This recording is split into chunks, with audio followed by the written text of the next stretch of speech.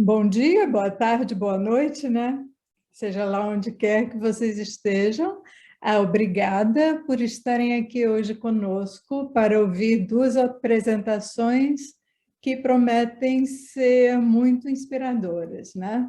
Meu nome é Ana Lima, eu sou diretora do programa de português na Universidade de Chicago e é um grande prazer ser a moderadora dessa sessão, né? E aprender mais sobre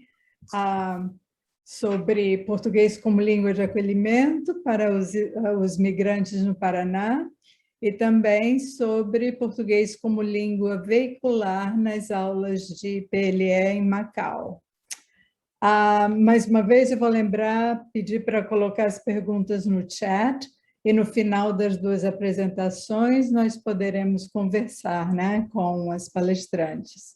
E lembro mais uma vez para não ultrapassar os 20 minutos de cada uma. Então, eu gostaria de apresentar a nossa primeira palestrante, eu vou seguir a ordem do programa. A Maria Lourdes de Moura é graduada em português e inglês, graduada em língua portuguesa e Libras, mestre em letras, linguagem e sociedade, com pesquisa nos processos de ensino de língua portuguesa. Espera aí que tem chegando gente. Então, nos processos do ensino de língua portuguesa para o estudante surdo, né? Ela é doutora em letras, com pesquisa em processos de ensino de português como língua de acolhimento para migrantes haitianos e residentes na cidade de Toledo, no Paraná. Professora universitária nas disciplinas de língua portuguesa e ensino de Libra. Atua também como professora de língua portuguesa na educação básica e trabalha em projetos de ensino de português como língua de acolhimento para migrantes residentes em Toledo e na região oeste do Paraná. Então, com a palavra, Maria Lourdes de Moura. Muito bem, muito obrigada. É um grande prazer poder participar desse evento. É a primeira experiência que eu tenho num evento dessa natureza, compartilhando aí com outras nacionalidades o ensino da língua portuguesa como língua de acolhimento.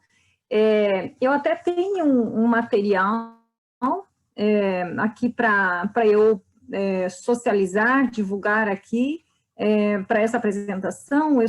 Como eu disse anteriormente, eu não tenho muita experiência com o Zoom, vou precisar de uma orientaçãozinha de vocês para eu poder compartilhar, para eu apresentar aqui.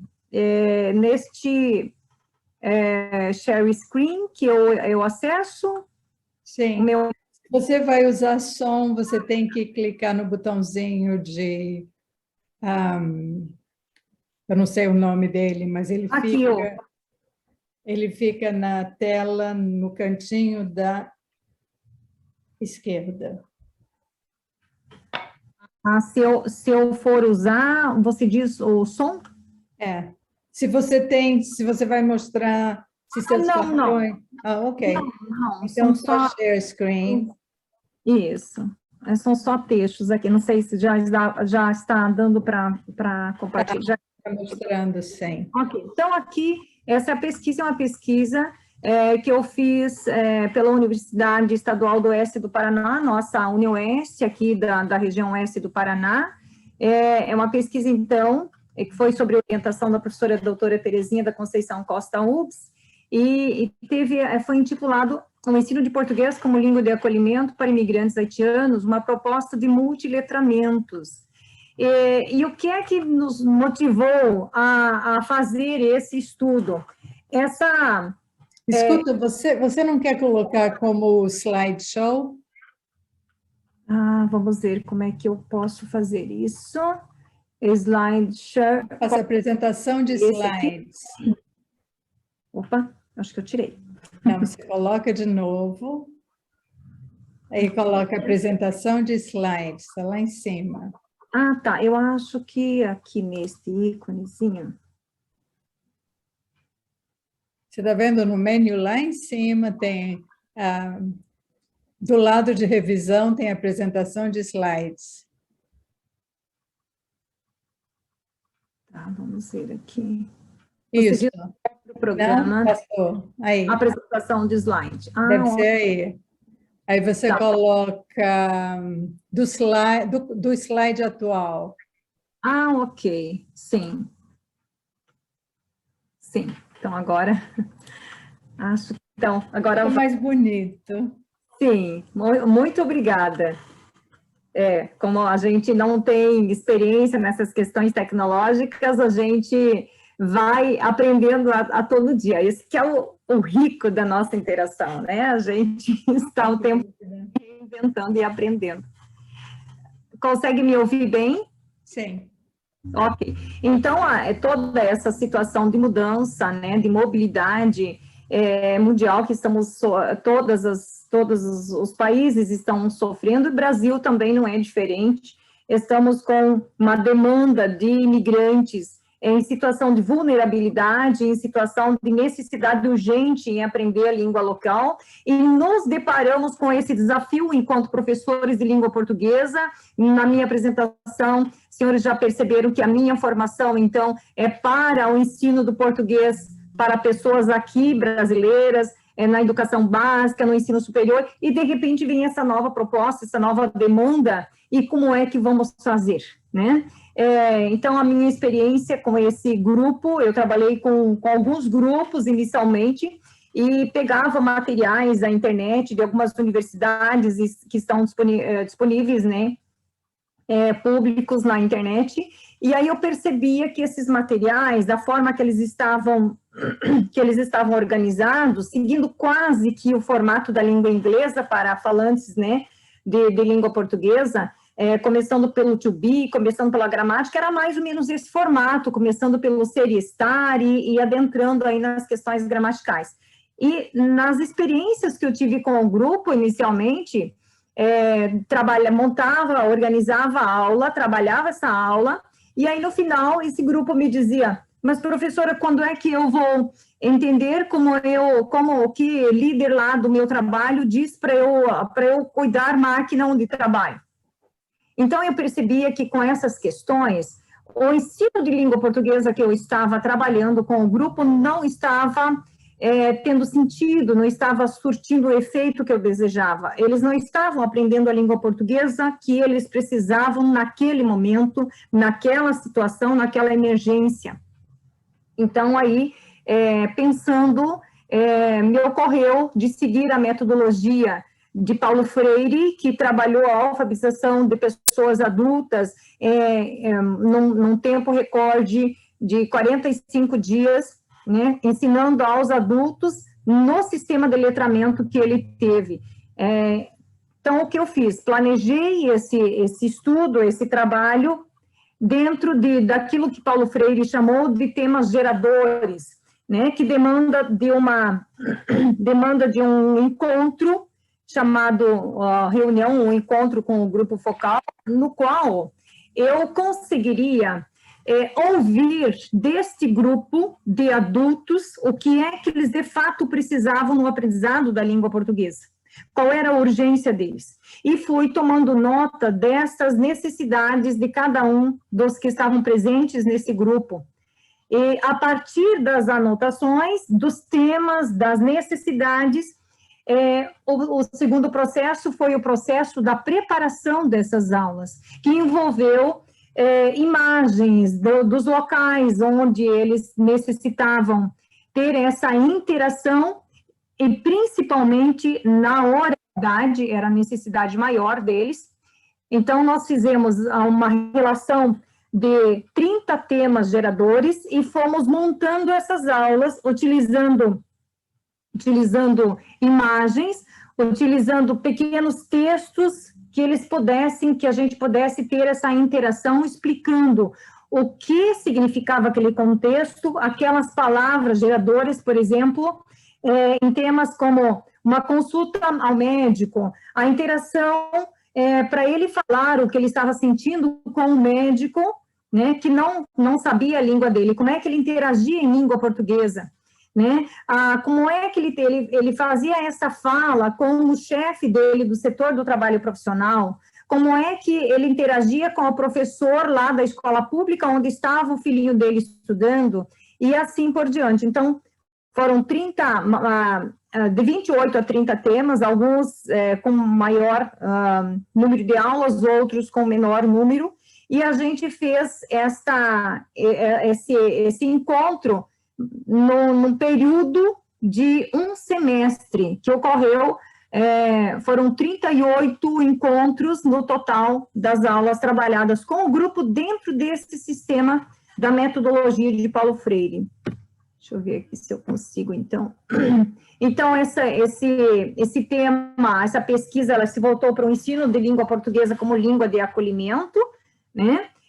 Mais especificamente, aí, o processo de ensino da língua portuguesa para imigrantes haitianos. E o problema, então, que moveu essa pesquisa, né, os problemas, que reais necessidades de aprendizagem movem imigrantes haitianos quando buscam o aprendizado da língua portuguesa? É possível elaborar uma proposta de ensino de PLAC, considerando as reais necessidades de aprendizagem de imigrantes haitianos na sua relação com a proposta de alfabetização de Paulo Freire, em diálogos com práticas de multiletramento? E a que constatações é possível chegar, né, com o ensino de PLAC nesse formato? Aqui o reais, eu me refiro aqui, reais necessidades, seria nesse contexto, nesse recorte de trabalho que estávamos fazendo. Então, a pesquisa, ela se justifica por essa urgência, que eu já explanei aqui ao grupo, né, de urgência de trabalho, até porque algumas empresas aqui na nossa região, oeste do Paraná, tiveram como critério, ou esse imigrante saberia se comunicar basicamente na língua portuguesa, ou as empresas não abririam vagas, não abririam as portas para o mercado de trabalho para esse sujeito que já estava extremamente em necessidade de trabalho e de vulnerabilidade. Então, o objetivo geral, a gente teve como reflexão aí sobre as possibilidades do ensino de PLAC para imigrantes haitianos, levando em consideração as necessidades de aprendizagem contempladas num procedimento de ensino elaborado a partir dos temas geradores, na sua relação com as práticas de multiletramento, né? E o aporte teórico para essa pesquisa, nós trabalhamos com o Rajagopolan, com Penicu, com Moita Lopes, que são pesquisadores, né, desse contexto da linguística aplicada, também nas políticas de educação linguística no país, com Oliveira, Calvé, Rajagopolan, Cavalcante, nas políticas linguísticas para o ensino do português como língua de acolhimento, alguns pesquisadores que já no Brasil estão também com um trabalho muito interessante nessa área, que é o Diniz Neves, que é a Garcia Henrique Garcia, e ainda no português como língua de acolhimento, nós recorremos aí às nossas pesquisadoras de Portugal, a Ansan, Maria Helena Ansan, Grosso, Oliveira, né, e aí no caminho dos multiletramentos, Street, Rojo e Almeida, e ainda na abordagem comunicativa multicultural, muito embora a proposta de Paulo Freire já traz essa questão toda do multiculturalismo no trabalho, ainda nós verificamos o trabalho de Teixeira e Gesser. E na pedagogia crítica de Paulo Freire, então, que foi a nossa base do trabalho. Os sujeitos, então, da pesquisa... foram 35 aulas que nós tivemos. E nesse período, então, em 2017, para um grupo, a princípio o grupo era maior, mas aí acabamos terminando a pesquisa apenas com um grupo de 12 estudantes. E essas aulas, elas eram gravadas em vídeo, e depois, então, a análise foi focando dentro da atuação do docente, dentro da minha atuação. Então, aqui, esse quadro dos procedimentos metodológicos, ele traz exatamente o que é proposto pelo trabalho de Paulo Freire, que inicialmente é essa entrevista, essa reunião com o grupo focal, né? Onde os investigadores se aproximam da área, da realidade do grupo, né? Seguindo para a segunda fase, então, é a fase da definição dos temas geradores no planejamento das aulas e o desenvolvimento das aulas a partir dos temas geradores. E aí a quarta fase e última é a análise dos dados gerados a partir dos temas geradores explorados durante as aulas. Então, nestas aulas, elas eram preparadas, como eu já coloquei, com imagens, com palavras, com vocabulários mais próximos do utilizado no dia a dia, já de conhecimento de alguns deles, e nessa interação, até com os recursos de ferramentas da tecnologia, como o Google, por exemplo, e outros sites de busca, para trazer significados que, no momento da interação, esses estudantes não conseguiam entender a palavra, ou não conseguiam entender o sentido, ou que é empregado, por exemplo, no dia a dia, já que a necessidade deles era entender esse dialogismo, entender essa estrutura linguística utilizada na informalidade no Brasil, no coloquial do Brasil, que era a necessidade maior deles naquele momento, né? Dentre os temas geradores também, nós trabalhamos, por exemplo, com expressões idiomáticas, né, e outras falas do dia a dia, outros recortes que eles precisavam ter esse entendimento mais claro no momento de interação com o sujeito brasileiro. Então, os dados da pesquisa foram gerados por meio da entrevista individual semi-estruturada com o grupo focal e também a partir das aulas de PLAC desse período de aulas trabalhando dentro da metodologia de Paulo Freire. Na entrevista com o grupo focal, foi o momento em que revelaram anseios, desejos em estudar a língua e aprender a língua portuguesa para melhorar a vida ou a melhora da vida deles aqui, se profissionalizar, ter um bom emprego, fazer parte da organização que atende aos imigrantes, e esse aprendizado de imediato poderia ajudar-lhes nos contextos aí na empresa, no setor de saúde, no supermercado, no uso do cartão SUS, por exemplo, que aqui na nossa região, e assim como no Brasil todo, temos essa condição no serviço público de saúde. Na locação de imóveis também, como é que ele alugaria uma casa, o que era esse contrato que se faz para locação, quais eram as questões jurídicas que envolviam esse contrato, da necessidade de documentações, como é que ele conseguia a segunda via do RG, do documento que ele extraviou, como é que ele fazia um boletim de ocorrência usando aí os serviços da delegacia, né, na própria localização, na movimentação, na cidade, na região, né? Então, todos esses serviram de temas geradores para o desenvolvimento das aulas. Eu não estou controlando, Ana, o meu tempo, não sei se é possível você... Não, nós temos uns minutinhos extra. Ah, ok, tranquilo. Então, aqui, esse é o quadro dos sujeitos, que eu atendi todos eles, pessoas, né, pessoas adultas, né, já com a língua materna, a maioria dele, a língua materna é o crioulo, e a língua de alfabetização o francês, todos eles tinham o francês, e eram pessoas que, no conhecimento escolar deles, eles estavam, a maioria deles, com o ensino médio incompleto, né? Então, a maioria deles estão ali do fundamental para o ensino médio. Tivemos 2 casos aqui no grupo que eram pessoas que já tinham começado a faculdade, mas logo no início eles tiveram que desistir. Então, a escolaridade deles estava de forma mediana, né? Não estavam ainda no ensino superior e também não eram pessoas assim, sem escolarização. Na entrevista com o grupo focal, por exemplo, nessa entrevista individual, na verdade, nós tivemos também uma entrevista pela necessidade de conhecer mais cada indivíduo. Nós fizemos também uma entrevista individual, em que a primeira questão colocada ali foi da importância do aprendizado da língua portuguesa, o que movia ele, o que ele esperava da língua portuguesa.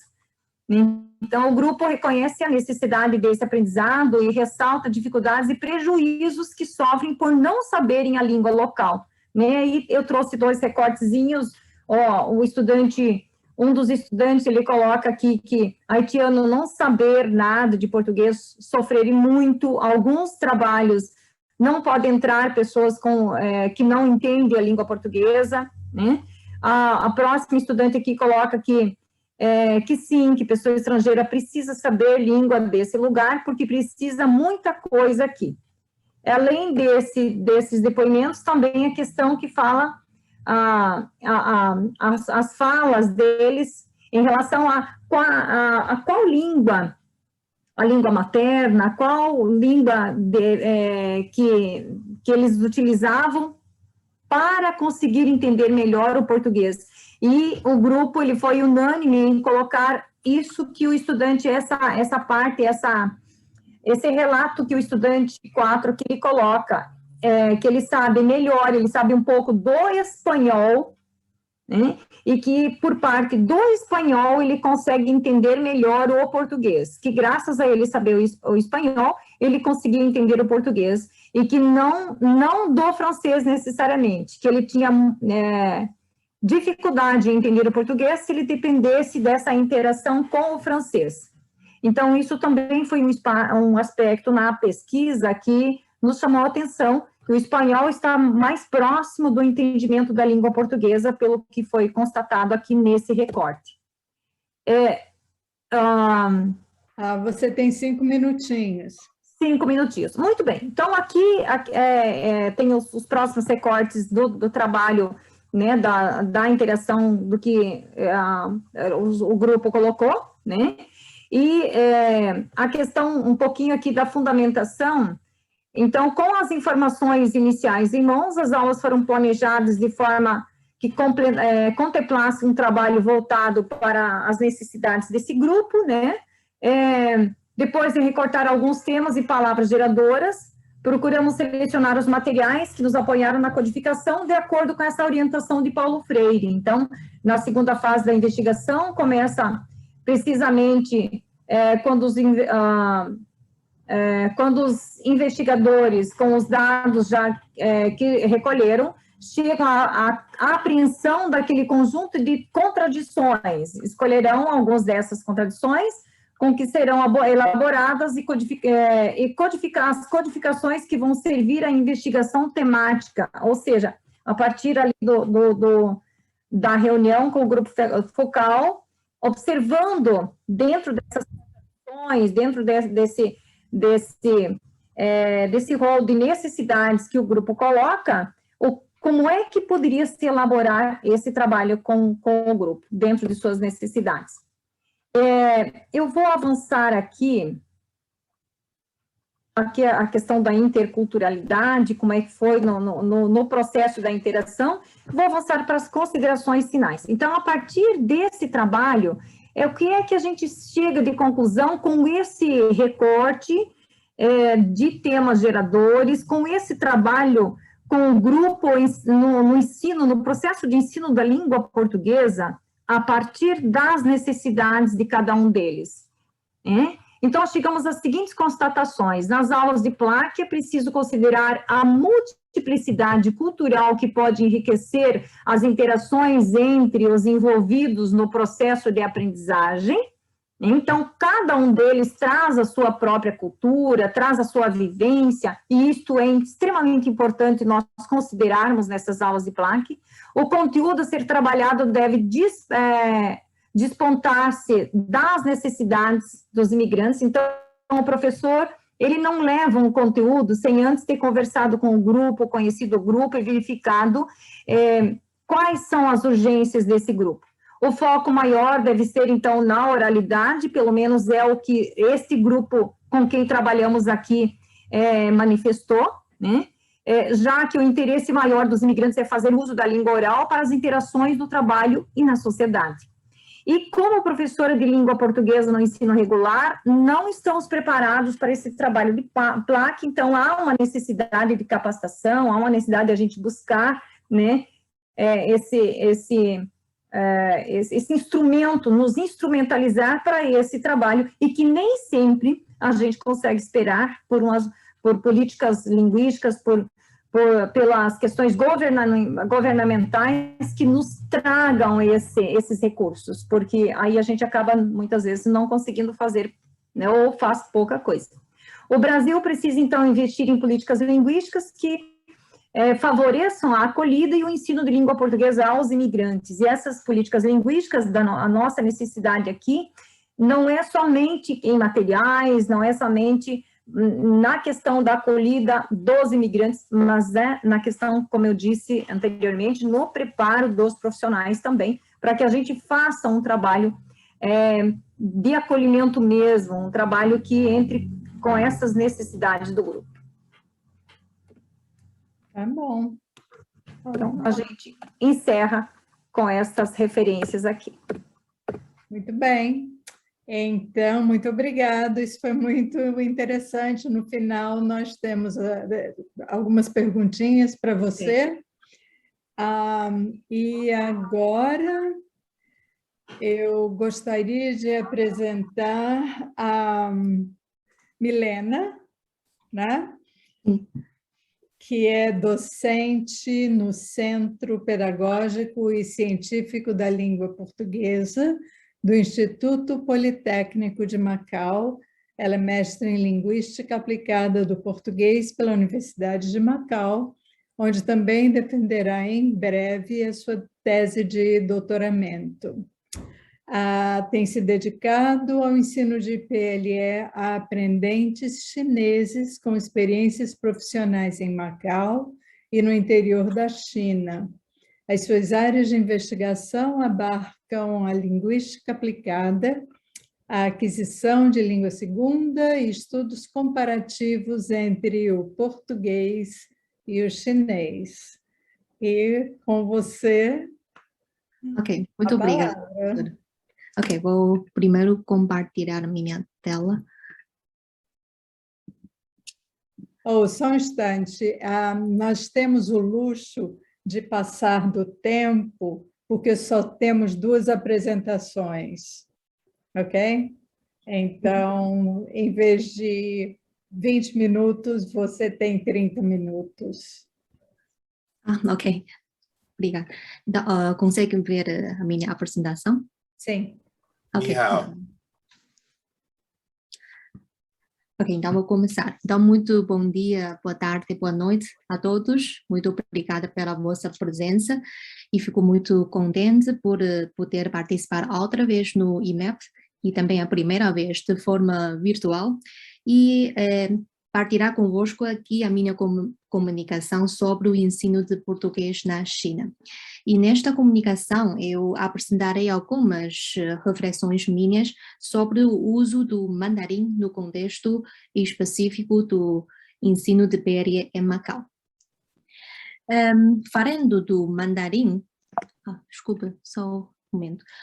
Falando do mandarim, como todos sabemos, que é a língua materna da grande maioria da população da China.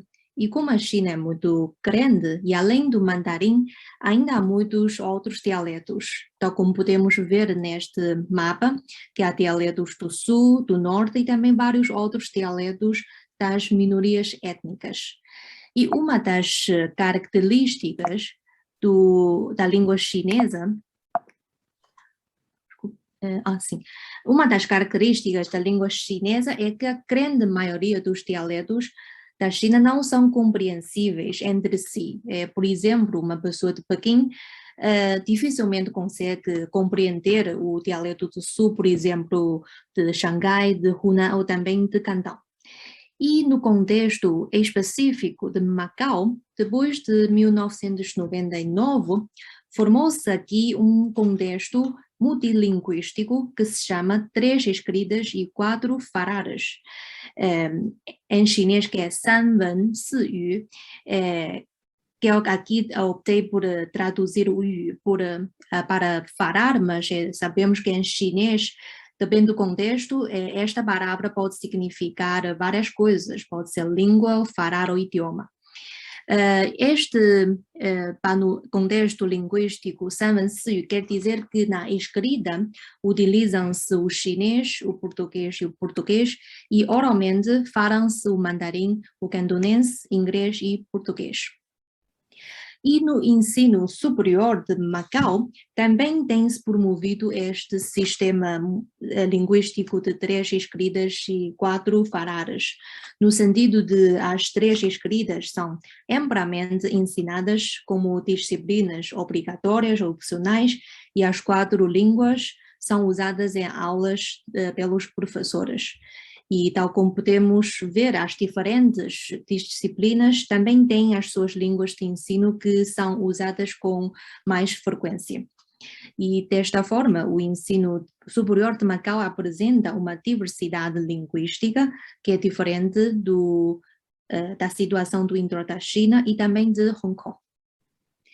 E a seguir, quanto à formação do corpo discente do ensino superior de Macau, a grande maioria do curso a tempo integral é aberta tanto aos alunos locais quanto aos do interior da China.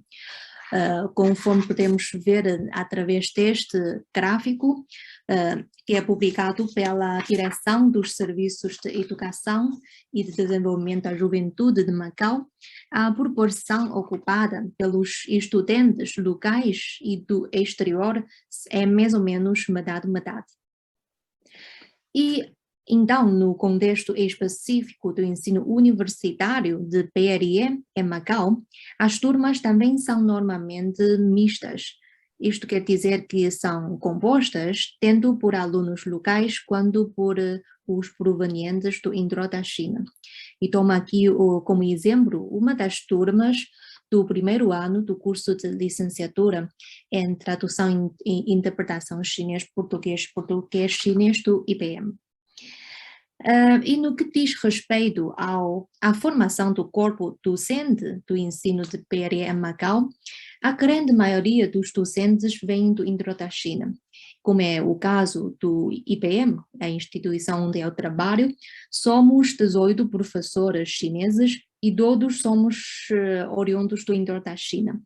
E falando do foco desta apresentação, que é o mandarim, ou seja, a língua materna de alguns professores chineses, entre todos nós, excepto 4 ou 5 professores que são fluentes em cantonês ou é de Cantão ou já está em Macau há muitos anos, todos os outros temos o mandarim como a língua materna e também compreendemos o cantonês e sabemos falar um pouquinho, mas nenhum de nós é capaz de dar aulas só em cantonês e não costumamos usar muito o cantonês nas aulas de PLE.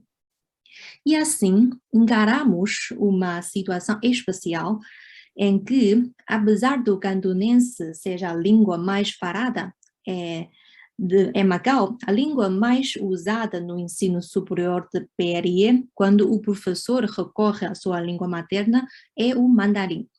Isto faz com que ocorra uma outra situação em que só uma parte da turma, quer dizer, os alunos do interior da China, é que partilha a língua materna com o professor.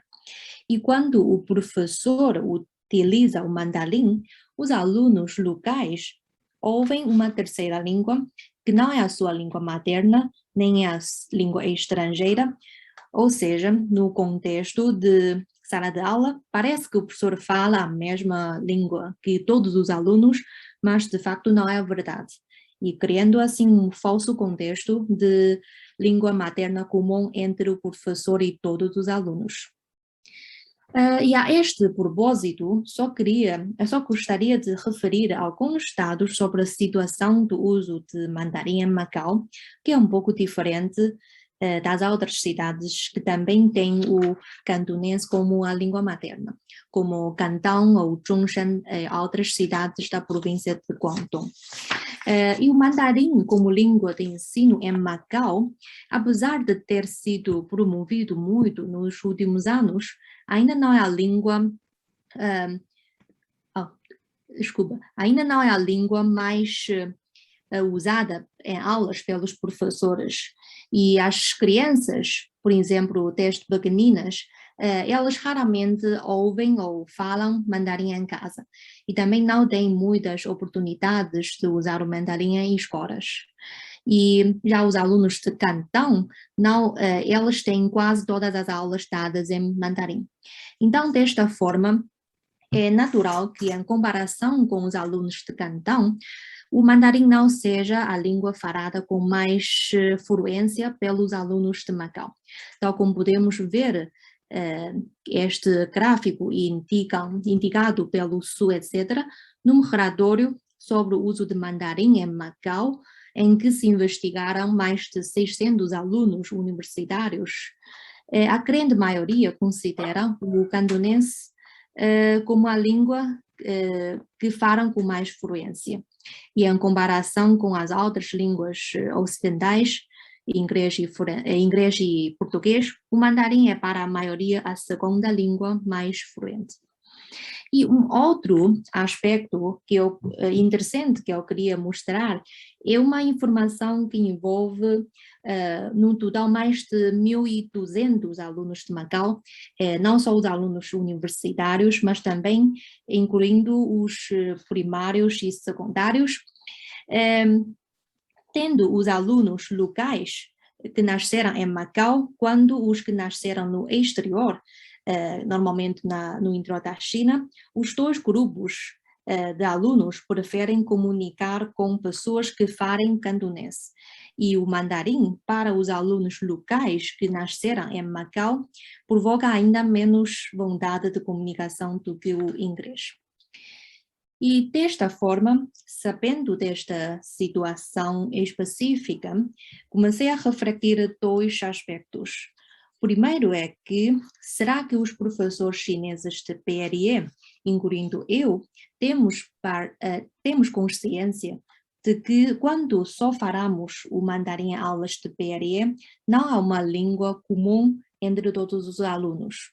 E o segundo é que, será que costumamos fazer algo para tentar incluir todos os alunos da turma e quais são as estratégias que adotamos? E para responder a essas duas questões, eu entrevistei 5 professoras chinesas que vêm do mesmo contexto que eu. Todas são do interior da China, têm o mandarim como língua materna e trabalham em instituições do ensino superior de Macau. E em termos da idade e de anos de experiência, apesar de manifestarem uma diferença, todas pertencem ao mesmo grupo mais jovem do corpo docente. E com essas 5 professoras, eu realizei 5 entrevistas em língua chinesa, de forma virtual, ou seja, por WeChat, e sobre a mesma temática, e cada uma durou 20 minutos. E as entrevistas foram realizadas de uma forma semi-estruturadas, ou seja, eu tinha algumas perguntas preparadas para as 5 entrevistas, mas as perguntas que foram realmente feitas em cada entrevista mudavam, porque as respostas à primeira pergunta manifestavam logo alguma diferença em cada conversa. E as perguntas que foram feitas dizem respeito principalmente aos seguintes aspectos. Primeiro é que línguas costuma usar o professor em aulas de PRE, e o segundo é que línguas os alunos costumam usar em aulas de PRE, e será que há alguns contextos em que o professor exige que os alunos falem só em português em alguma situação? E o terceiro é como é que os alunos locais reagem quando o professor utiliza o mandarim em aulas de PRE? Será que às vezes têm alguma dificuldade em entender algumas palavras? E se sim, como é que o professor vai fazer para que todos os alunos entendam? As respostas das 5 professoras entrevistadas, apesar de mostrarem algumas diferenças em cada aspecto, ainda apresentaram alguma homogeneidade. No que diz respeito às línguas usadas pela professora, todas utilizam tanto mandarim quanto português, e todas vão reduzindo o uso de mandarim e aumentando o uso de português à medida que o nível do aluno aumenta. E apesar de algumas utilizarem mais o mandarim em alguns aspectos e outras costumam usar mais o português. E em termos gerais, o mandarim é usado principalmente quando eles explicam as regras gramaticais, para responder às dúvidas dos alunos, ou explicar exercícios e também para apresentar alguns conteúdos culturais. E no caso de português, normalmente na aula fazem alguma interação básica com os alunos, mesmo para alunos de níveis iniciais, como para se cumprimentarem, ou também para dar algumas instruções básicas, como façam, por favor, uma autoapresentação, ou também para explicar algumas palavras simples, ou rever conteúdos que já deram em aulas passadas. E a seguir, sobre as línguas utilizadas pelos alunos, parece óbvio que os alunos utilizem menos português do que a língua materna, seja o mandarim, seja o cantonês. Isto é, se o professor não pedir, tendem só a falar em sua língua materna, para levantar dúvidas ou para responder a perguntas do professor e também para discutir com os colegas. E o uso do português só acontece na leitura de texto ou na realização de diálogo em grupo, como fazendo roleplay, ou quando o professor pedir para fazer alguma pergunta ou dar respostas em português. E ainda, de acordo com algumas das professoras, como em Macau, há alguns alunos locais que já têm algum conhecimento do português na escola secundária. Normalmente são somente esses alunos que tomam iniciativa em falar mais português em aulas. E sobre as reações dos alunos locais quando ao uso do mandarim pelo professor chinês, segundo as professoras, quase todos os alunos conseguem entender e realizar as interações básicas nas aulas, ou seja, quando o professor dá instruções e explica as coisas com uma linguagem mais simples, sem usar termos muito técnicos, elas conseguem entender. E um outro aspecto importante é que para os alunos entenderem, não convém o professor falar demasiado rápido. E senão, quando eles falam muito rápido ou usar uma linguagem muito coloquial ou tentar explicar com alguma expressão idiomática ou coisas com características muito geográficas, somente metade da turma consegue entender. E quando os alunos locais manifestam dificuldades em entender algo em mandarim, como é que as professoras costumam fazer? Eu resumo aqui no total 6 estratégias que foram mencionadas.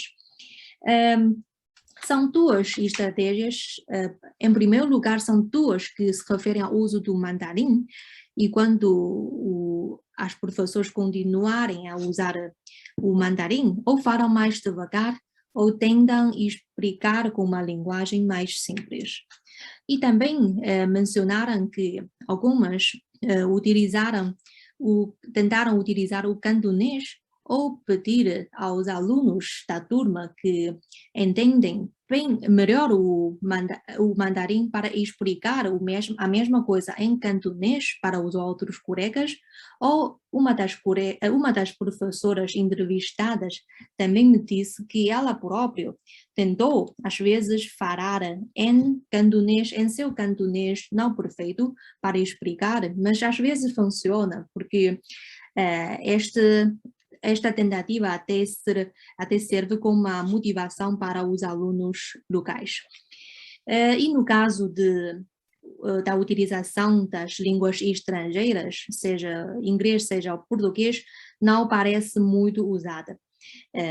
Já que, por um lado, no caso inglês, muitas vezes essas professoras tentam encontrar uma equivalência da expressão idiomática em inglês, mas nem sempre é fácil encontrar. E no caso de português, normalmente só utilizam o português para explicar algo mais difícil quando na turma há alguns alunos com pré-conhecimento da língua.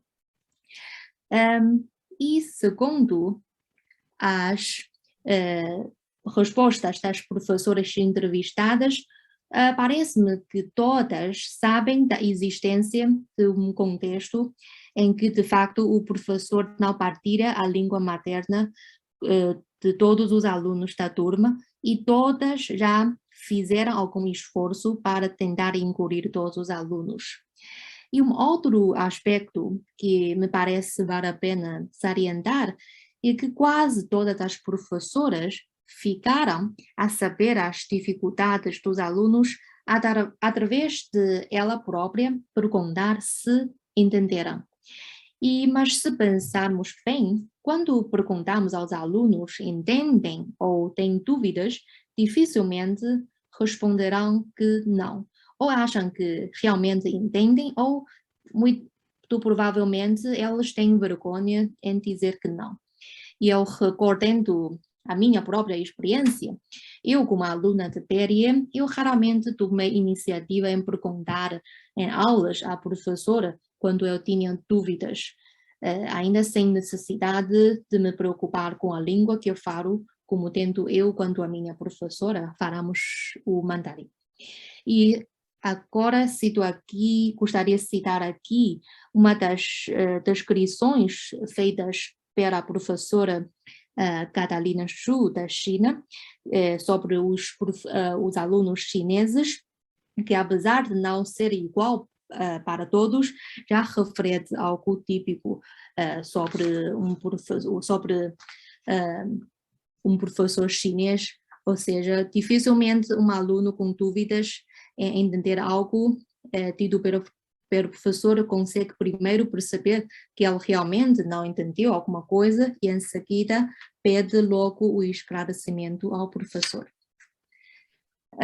E uma das professoras entrevistadas até me referiu que através de algumas conversas com os alunos locais da turma, ficou a saber que muitos alunos, de facto, têm mais dificuldades em entender o mandarim do que manifestaram nas aulas. E apesar da professora ter perguntado logo no início do semestre se todos conseguem entender se ela falar o mandarim, e todos ter respondido que sim, mas só através das conversas mais profundas com esses alunos é que ela teve consciência de que para alguns alunos locais o mandarim é realmente um grande obstáculo de aprendizagem de PRE, como um dos alunos até disse a ela que se a professora falasse só em cantonês, eu conseguiria avançar muito na aprendizagem de PRE. E este obstáculo linguístico impede ainda mais a interação futura com o professor e pode resultar num círculo vicioso. Então, como é que resolvemos o problema e tentar conseguir um equilíbrio linguístico para todos os alunos? Voltemos primeiro à situação especial do ensino de PRE, que o problema que encontramos é que não há uma língua comum entre o professor e todos os alunos. De facto, na sala de aula temos uma língua comum, apesar de não ser a língua materna do professor e dos alunos, temos uma língua comum que é o português, é a nossa língua AUF, e também a língua que esperamos que os alunos falem cada vez melhor depois de saírem de cada aula. Segundo a minha própria experiência, não parece nada fácil falar só em português nas aulas, especialmente para um professor não nativo.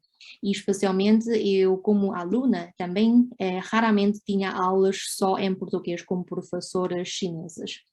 Mas a este propósito, gostaria de partilhar convosco uma experiência que me impressionou bastante com o professor Rod Ellis, que todos os colegas da língua estrangeira devem conhecer, é que em 2019 o IPM convidou o professor Rod Ellis para dar uma conferência em Macau, e nesta conferência reuniram-se quase todos os professores e investigadores da LE, e eu e a minha colega tivemos uma oportunidade de conversar com o professor Rod Ellis num almoço, ficamos muito entusiasmadas e levantamos uma pergunta ao professor, é que para o professor, o que é mais importante? Ensinar uma língua estrangeira com sucesso? E o professor Rod Ellis, muito simpático, respondeu-nos, deu-nos 2 critérios para esta pergunta. O primeiro é que não espere os alunos conseguirem aprender uma língua estrangeira só em aulas de língua estrangeira. E o segundo é que nas aulas de língua estrangeira tende só usar a língua estrangeira. E depois de ter tido isto, eu perguntei logo ao professor Rod Ellis, professor, eu acho que é muito importante usar muito a língua-alvo nas aulas, mas como é que, por exemplo, eu posso dar uma aula aos alunos chineses e explicar a gramática sem usar a língua materna? E o professor Rod Ellis respondeu, para os alunos do primeiro ano, também convém falar o máximo possível de português. Por exemplo, a não ser que você considere que as regras gramaticais que só consegue explicar em chinês são necessárias para os principiantes. E depois disso eu comecei a pensar, então se calhar eu não consigo explicar algo sem usar o chinês, ou se eu explicar só em português alguma coisa e os alunos não vão entender, provavelmente é porque a forma não é a melhor, ou até que algo não é realmente necessário para os alunos. E, por exemplo, as aulas que eu própria costumava dar, especialmente para ensinar gramática, seguia uma forma mais tradicional, explicar tudo em chinês e utilizar muita tradução entre português e chinês. Mas eu, a pouco, também tentei a modificar um pouquinho as formas de ensino, e parece-me que nem todos os alunos chineses apreciam as regras gramaticais explicitadas, mas às vezes até conseguem perceber melhor quando eles próprios percebem as regras sozinhos, com os exemplos que eu mostrei só em português. E também uma das professoras entrevistadas também me disse que quando ela, na aula, tentou falar mais português com os alunos do primeiro ano, em vez de ficarem confusos com a língua, ficavam até mais motivados, porque ao perceberem algo em português, mesmo que seja uma ou duas palavras, sentiam que estão a avançar. Então parece-me que não se pode dizer que tal forma não funciona com tal grupo de alunos e tudo vale a pena fazer uma tentativa. Então, é tudo. São, no final, as referências bibliográficas, e espero que esta pequena comunicação possa ser uma referência sobre o ensino de PRE na China, e muito obrigada pela vossa atenção. Muito obrigada, Milena. E eu gostaria agora de passar para as perguntas. A Denise fez uma pergunta para Maria Lourdes de Moura, que é sobre Ela pede para disponibilizar os temas. Quais foram os temas que os professores usaram com os alunos, né? Porque a gente fica curiosa, o que foi interessante para eles. Posso fazer uma projeção rapidinho aqui, para ela visualizar, Ana? Posso projetar aqui rapidinho um quadro? Rapidinho, sim. Vamos ver aqui, se eu consigo. Onde é que está aqui? Deixa eu pôr onde é que eu estou com os temas aqui. Isto, são esses aqui. Olha, deixa eu começar aqui. Então, esses são os temas, as aulas, né? A projeção aqui que eu tenho.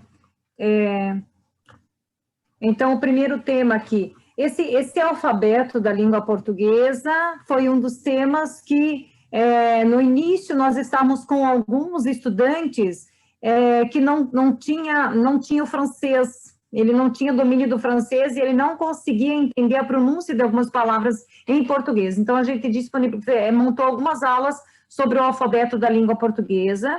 Depois, passamos ao espaço geográfico. E essas palavras geradoras, então, trabalhamos mapa, países, estados, trabalhando com recursos, com mapas mesmo, eu levava os mapas das escolas onde eu atuo, da educação básica, e trabalhávamos visualizando esse mapa, localizando essas informações, né? O terceiro tema foi sobre bairro, cidade, onde estou, para que ele conseguisse se localizar, para que ele pudesse se movimentar de um bairro para o outro, aprendendo os pontos principais de referência dessa cidade, para que ele conseguisse se movimentar aqui nesse espaço na nossa cidade.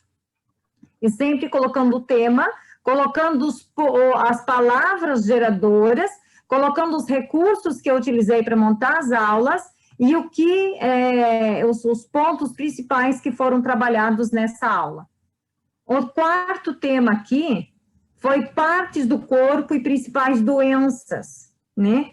Como é que nós, aqui no Brasil, a gente tem essa referência. Então, aqui, nesse contexto de diálogo, tivemos, assim, também aulas com atividades práticas, onde que depois que eles entendiam a forma básica de se conversar sobre os problemas de saúde, então fazíamos pequenos teatros, onde eles apresentavam, ensinavam uma consulta ao médico, dizendo o que é que eles estavam sofrendo, enfim.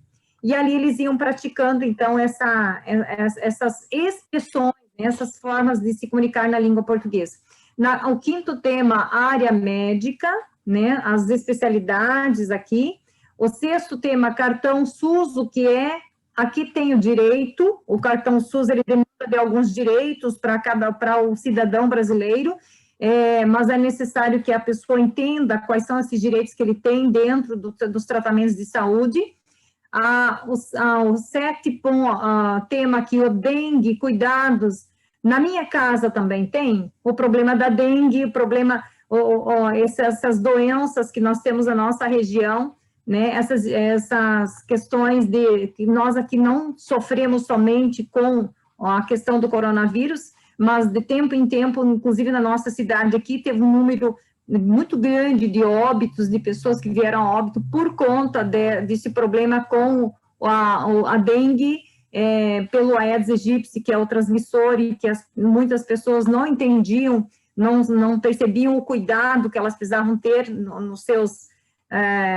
nas suas casas, né? O 8 aqui, automedicação, né? Temos um problema sério aqui na saúde, principalmente com os imigrantes haitianos, que as mãezinhas, culturalmente, elas não vão sozinhas ao médico, elas vão somente acompanhadas dos seus esposos. Tivemos casos aqui de pessoas que se automedicaram porque estavam um estado, assim, grave de doenças, e o esposo não podia parar de trabalhar na empresa, ela não tinha com o esposo para ir ao médico, então ela se automedicava. Outra situação de uma mãezinha que ia ter seu bebê, começou meia-noite as dores do parto, o seu esposo estava trabalhando até às 6 da manhã, ela esperou até às 6 da manhã, e quando chegou ao hospital, o bebê já estava, já tinha passado do horário e eles perderam o bebê. O bebê já estava morto. Então, 9, comidas típicas no Brasil, 10, carteira de trabalho, para que serve a carteira de trabalho no Brasil, 11, boletim de ocorrência, o que é e como fazer, 12, folha de pagamento e outras informações das empresas aqui no Brasil, o que é que as empresas costumam descontar, o que é que tem de benefícios na folha de pagamento quando ele recebe o seu salário na empresa. Propagandas, folders, panfletos, materiais de circulação enfim, do contexto social, né, dos letramentos. O tema 14, expressões idiomáticas no Brasil, expressões cotidianas, alugar uma casa, como fazer, né, questões aqui de locador, locatário, negociando, renda dos 3 últimos meses, o que significa a renda dos 3 últimos meses? Você precisa trazer o olerite dos 3 últimos meses, né? O imposto de renda, o fiador, o que é um fiador aqui para a gente fazer uma locação de casa no Brasil? Imóveis, o que é um imóvel, imóveis quitado, ou contratos, e outros termos desse contexto, né, desse campo semântico. Aí depois, entrevista de emprego, e aí temos mais, além desses, nós temos outro quadro ainda, mas aqui estariam aí alguns dos principais que a gente trabalhou e desenvolveu análise dentro de cada um desses trabalhos.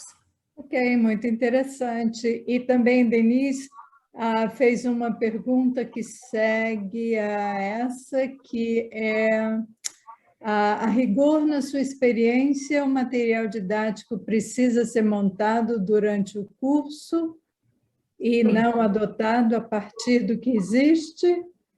Sim. Deixa eu só ver aqui. Fechado, né? Sim, o material precisa ser montado durante o curso.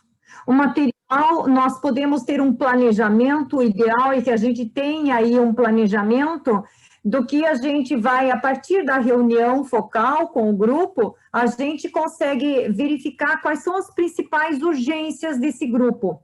A partir dessa urgência, esse material a gente precisa ir construindo. Então, não é um planejamento fechado, nós precisamos ir, porque tem aulas que a gente leva todo um material e a gente percebe que, de repente, tem um aluno novo naquele momento e as necessidades que ele traz, o que eu levei para a aula nem sempre contemplou a necessidade desse estudante. Então, eu enriqueço mais. Eu retorno essa aula num segundo momento. Então, é um material que o professor de PLAC precisa ir construindo, sim, porque são realidades totalmente diferentes com essa demanda do trabalho com o PLAC. E por ser também, muitas informações são práticas, e às vezes as coisas mudam, os processos mudam, né? E tem que estar de acordo com a situação do momento. Exato. Muito bem, então, obrigada. E a Helena tem pergunta também para... Não, Milena. A Denise tem uma pergunta para Milena, que é o nível de conhecimento de cantonês das professoras e se elas usam cantonês no cotidiano. Ok.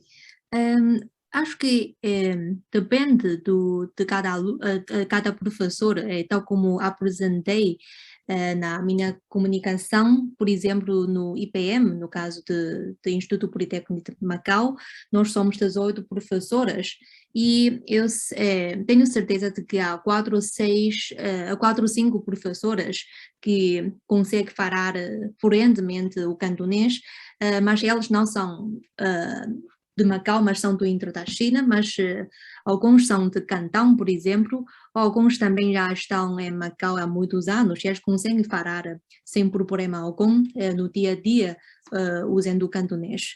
Mas os outros não tenho certeza, mas acho que, por exemplo, no meu caso, eu não consigo comunicar só em cantonês com as pessoas de Macau, mas consigo entender, depende do tema, 80%, às vezes 90%, mas com temas muito complicados é só 60%, por exemplo.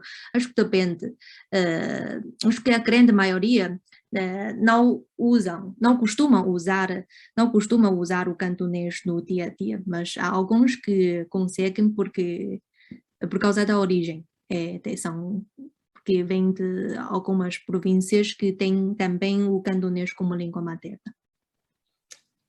Ok, tem uma pergunta aqui do Alexandre Ferreira Martins, que é: havendo essa realidade, Milena, o Instituto oferece algum curso de cantonês para os professores que vêm do interior da China, ou curso de mandarim para alunos locais que demonstrem dificuldades de compreensão? Uhum. Para os alunos locais, eu sei que há alguns cursos de mandarim, porque segundo um dos meus colegas já me contou que ele próprio também já tinha, ele é de interior da China, mas ele também tinha este curso de mandarim, mas só os alunos locais em que precisam de ir às aulas, eles, como são do interior da China, só precisavam de participar nos exames.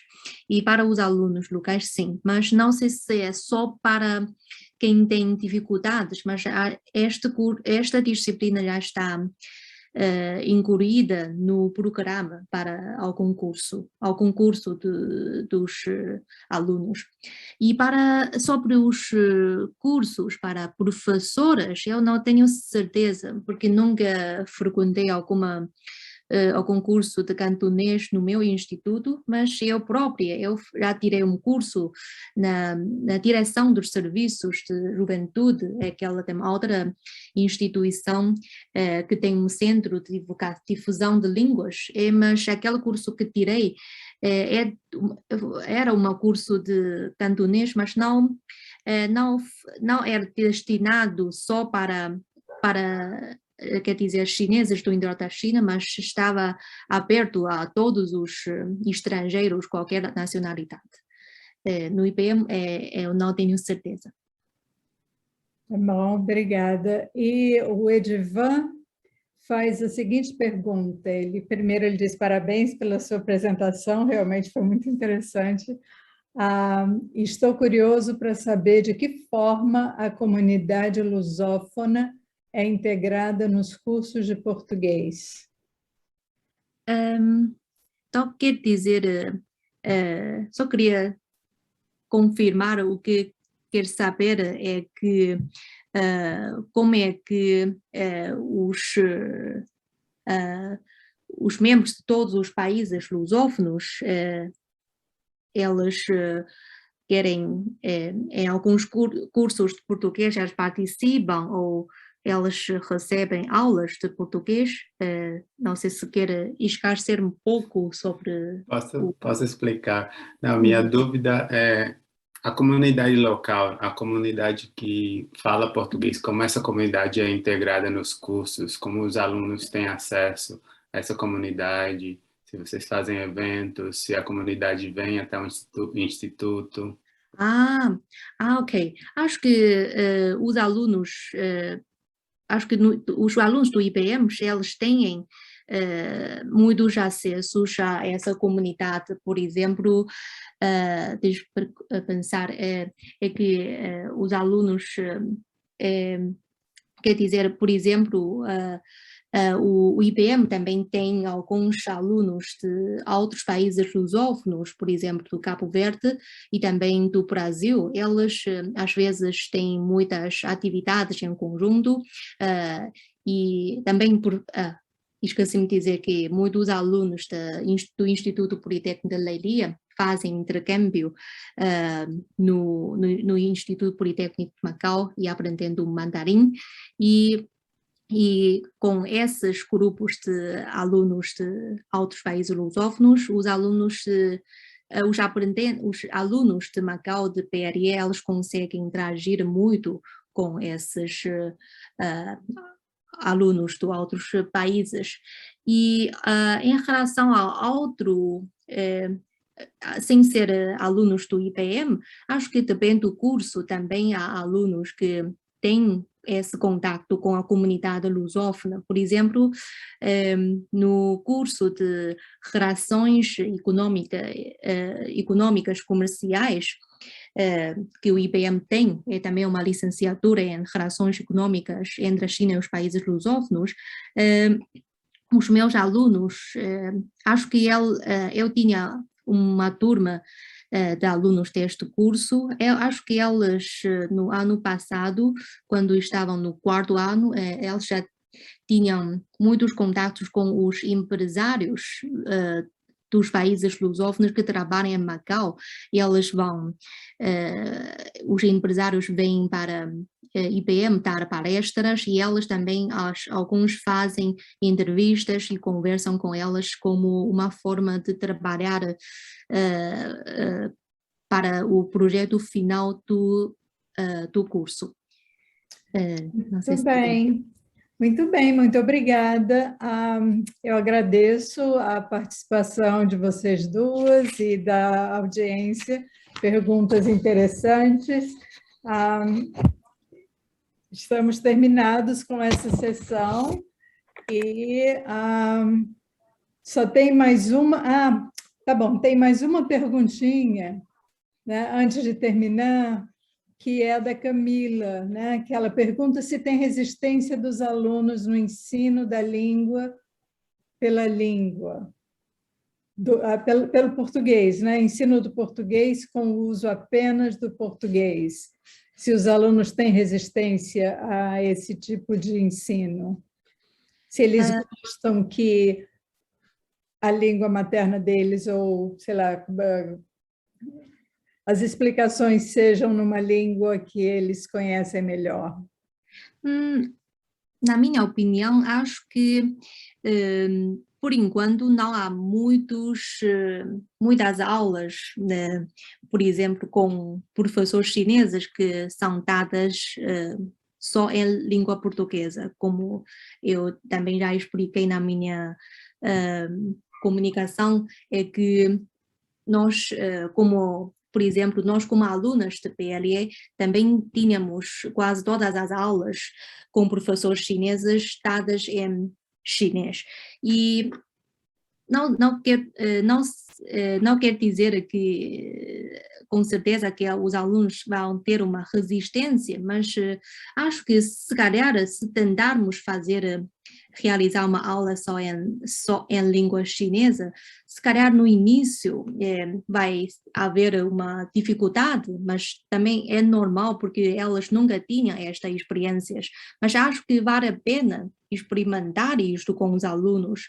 Se calhar eles vão achar no início que não estão muito acostumados a receber uma aula só em língua portuguesa, mas não é porque elas não gostam ou esta forma de ensino é eficaz, é porque elas nunca tinham aulas assim com professores chineses, e como é o meu caso também, e acho que também tudo vale a pena experimentar e não podemos dizer que com certeza que isto não funciona e só esta forma funciona com os alunos chineses.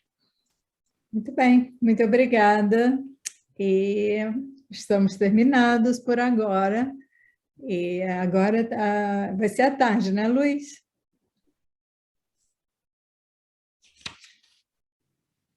Bom, então, até mais. Muito obrigada. Eu é que agradeço. Muito obrigada. Tchau. Tchau, tchau.